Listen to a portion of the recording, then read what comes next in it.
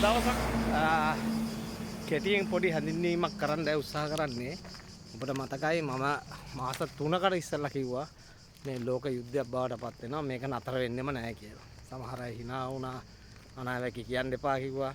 මොන දැන් නැවතරක් යුද්ධේ අදටම යන තව සති 3ක් යද්දි බොහොම දරුණු වෙනවා.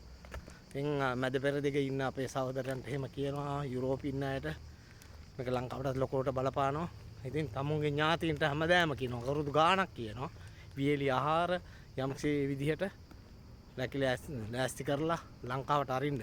විශේෂයෙන් මැද පෙරදිග සමහර විට නෞකා ගමනයත් නතර වෙන්න පුළුවන්. ඒ නිසා තමුන්ට හැකි තරමින් පුළුවන් තරම් බඩුමුට්ටු රැස් කරවන්න රටේ ඉන්න තමුන්ගේ ඥාතීන්ට.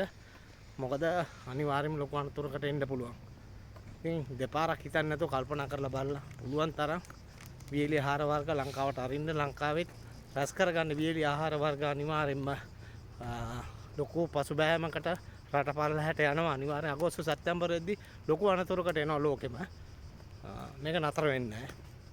ඒක පැහැදිලිවම නතර වෙන්නේ අපි ලෝකේ යන දකින බලන විදිහට මේක නතර වෙන්නේ නැහැ. ඒක නිසා හැම කෙනෙක්ම කියනවා කල්පනා දෙපාරක් හිතන්න එපා. පුළුවන් තරම් හැකි ඉක්මනින් තමුන්ගේ ඥාතීන්ට දෙමාපියන්ට අසල්වැසියන්ට පුළුවන් විදිහට පියලි ආහාර ලංකාවට අරින්න කියලා විදේශගත ශ්‍රී ලාංකිකයන් ඉල්ලනවා.